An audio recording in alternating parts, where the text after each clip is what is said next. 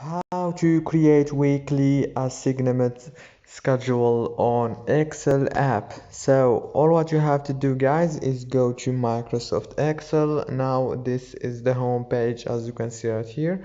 Go to the top corner, click on the plus icon. Now all what you have to do is go down until you find the weekly assignment schedule right here.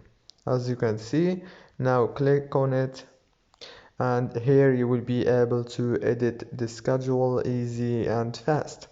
And after you finish, go to the top corner and click here and click save. Very easy and fast. I hope this video was helpful for you. Please don't forget to like and subscribe, and thank you so much for watching this video until the end.